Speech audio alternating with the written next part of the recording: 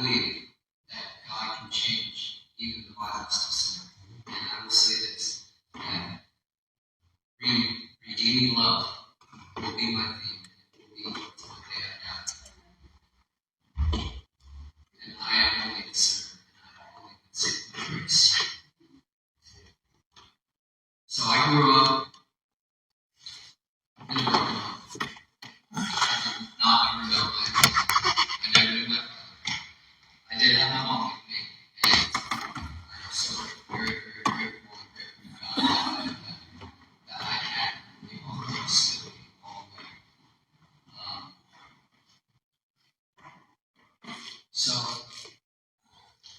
I didn't know my father, but I did have several stepfathers in my life, and most of them weren't very, very good to me. And my mom, she married and she remarried multiple times, and I never really had a good godly father figure in my life. However, I will say this: my grandfather was a Southern Baptist preacher, and I was saved in a little church in Indiana, Franklin, Indiana, at Temple Baptist Church. I was about 9 years old, and it was one Sunday morning, and I remember lifting up my hand, and because I realized that I wasn't saved then, and that I needed God. I needed God, and I was on my way to hell. And my grandfather led me to Christ, and my grandfather also baptized me. And I'm grateful that I've had people in my life that love me so much that they were willing to share Christ with me. However, things did not go as well as I wanted them to, or as really anybody wanted them to. Living in a broken home. By the time I was 10 years old, I was exposed to pornography, and things went downhill from there. I walked away from God, and by the time I was 14 years old, I was drinking, I was smoking pot, I was smoking cigarettes, and by the time I was 17, 8 years old, I was pretty much doing every drug and chemical under the sun, and I was just living a life of sin. One day, me and my friends, we had a party, and my friends and I got drunk, and they decided it was a good idea to go driving, and they crashed the Jeep that night, and 2 of them died, and one of them was quadriplegic to this day. And that broke me.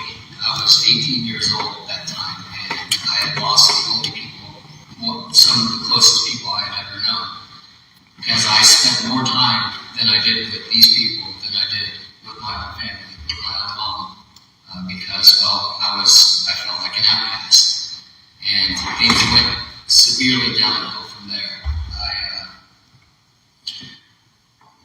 My drug use became drug abuse, and I was addicted to drugs and alcohol, and I also got addicted to pornography, because I was just trying to cope with the loss of people that I loved so much and loved so dearly, and I didn't know what to do. And by the time I was 21 years old, I was arrested for a felony. I made a poor choice, and I decided that I was going to download and view sexually explicit images of children. And God showed me His mercy, and He allowed me to learn from my mistakes. And He did allow me to learn from my mistakes, but God also protected me. I went through the probation process and dealt with all of that. I had therapy, and I got counsel, and I got over that part of my life. And I can tell you, I learned a lot through that experience, and I can tell you that the things that I did was wrong, and those things are no excuse. So I got off of probation, and I continued to do the same things that I used to do. I didn't do that stuff on the internet anymore, but I still was very much addicted to drugs, and I was addicted to alcohol. And my life just kept going downhill, and I was just tumbling down. And I did have a brother. He was my half-blood brother. And me and him were really close. However, he did not live with us because he was one of my mom's few other husbands. Me and him didn't have the same biological father. So he did not live in the same household as I did. But we were still really, really close. And I was about 28. This was about 3 years ago. My brother passed away at the age of 21 from diabetes. And at that point in time in my life, I was lost and I was alone. I was alienated by the people that I loved, by the friends that I had. They alienated me, they outcasted me, and they wanted nothing else to do with me. And after I lost my brother, I felt like I had no one else to really turn to. So I decided to start seeking God, and I gave my life to God. I started seeking a church, and I went to a few different churches. I was looking for a church that I could call my own. And I went to a few different churches, and I had long hair at the time. I was still pretty rugged, and I was denied. I was judged at another church that I went to, and they basically told me, basically what they did was I walked into the church, and they were like, they judged me by the way that I looked, and they asked to look through my backpack for guns and for bombs and stuff, which was awful. And so I felt very, very discouraged at that point in time in my life, because I was looking for a church that I could call my own. And I was seeking God, I was seeking to get closer to God, because I really had nobody else to turn to. And I walked in here in the Messiah Baptist Church. I was looking for a church that had Sunday evening service, and I walked through the doors, and I felt in my heart that this is where God really wanted me. God called me back home, and since then, my life has done 180 degrees. I was coming here for about 6 months, and God convicted me of the music that I was listening to. I used to listen to a lot of rock and roll, a lot of heavy metal. And I decided one day that it was the music I was listening to was not glorifying to God. And so I decided to take all of my music, all of my t-shirts, all of my drugs, my pipes, and everything, and I decided to burn them.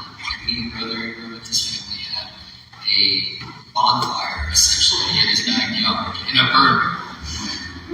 And after that, I realized, you know what, I got the drugs, the alcohol out of my life, and I got the music out of my life, and I still was rocking the long hair at the time, and I realized, you know what, I'm not here to represent myself anymore. I am a man who was washed in the blood of the Lamb, and God has saved me by His grace. I'm not here to represent the lifestyle that I used to live, but I am here to represent God's grace and God's love and what God and how much God loves us as sinners.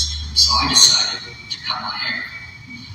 And that was probably another 6 months after I burned my music. And since then, God has given me a home. God has raised me a family. God has redeemed me. A vile sinner such as I am has called me back home as His lost sheep.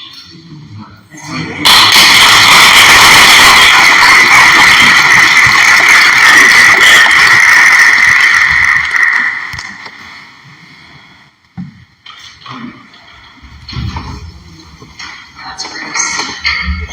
So, yeah, I grew up in a Christian home. I had amazing parents. Daddy was a Southern Baptist preacher. I practically lived in the church. Sometimes, literally, we lived at church. I wanted Bible drills. I could give you all, I could spew out all of the Bible verses, but I really wanted to kind of go through the motions. I didn't have a faith of my own. So when I was 17, I moved out, went to college, got married. When I was 18, started using drugs. My husband wasn't very nice, so that marriage didn't last very long. I came out of it with baby Zachary. We were divorced pretty early on. I worked for the police department at the time, so you guys, I was really good at going through the motions. So yeah, doing a lot of drugs, started practicing Wicca. I love the speed, I love the meth. That was my drug of choice. Did a lot of cocaine. I met this new boyfriend, and he knew how to rob pharmacies, and I'm a 10 code. So he introduced me to Ritalin. So he would rob a pharmacy, and I would sit out in the drive to getaway car and listen to the radio, and when the cops would come in, I'd be walkie-talkie, and hey, cops are coming, and we were long gone. We did that for a really long time until we did. And I got a 4th degree felony robbery charge. I went to jail. So got out of jail, decided I didn't want to keep doing drugs because I didn't want to lose my baby. I drug him around the streets of Salt Lake City for enough years. And so I met my second husband then, and we moved to Denver. I had my other son, that Zachary told you about. My second husband had muscular dystrophy, and he was really, really sick. So there were times when I had to bathe him, I had to carry him to the bathroom. So I got pregnant, and I couldn't kill it. I wasn't a Christian, but I still felt like that was wrong. So his sister raised that baby, and Tanner, Zachary told you, he passed away. But Lee was really sick, and he decided he didn't want to see me die, so he didn't want me to see him die. So he kind of did some not nice things to get me to leave him, so I divorced him. And not too much longer after that, I met my third husband. And so I was 29 years old, had been practicing Wicca 2 months after the day I'm about to tell you about. I was going to be initiated into the 3rd degree and be a priestess in Wicca. But it was Thanksgiving 2000, and I was driving across the country, and the only thing on the radio was Christian radio, and God got a hold of my heart right then. And I had to pull over on the side of I-70, and Jesus came into my life, and he wiped away all these things. Wiped away the mist. Person I think of. So we started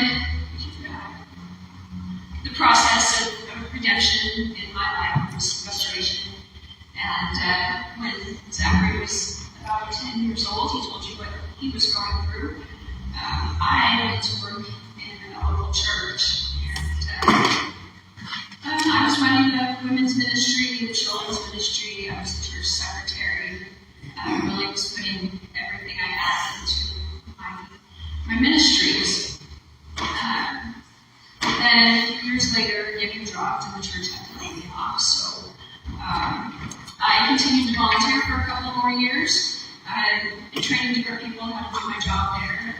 I went on to get another job where I was still employed there. But one day, I couldn't find Zachary.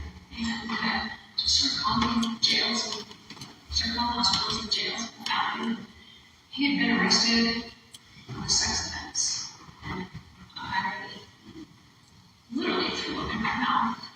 And I went to my church where I had been for 10 years. I served with these people, and they supposedly loved me. Started asking for prayer, and it took them less than 2 months to make me completely not abandon me. My husband, number 3, we'd been married for 16 years at this point.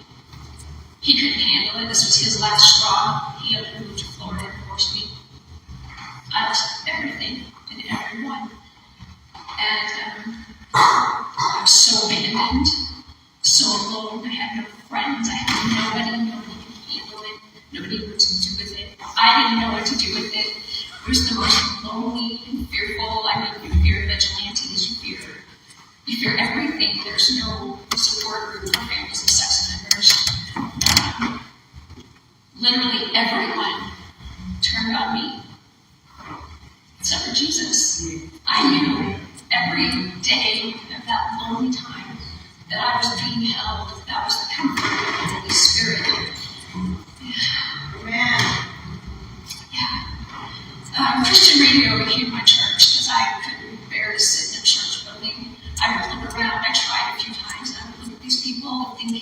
wouldn't accept my son.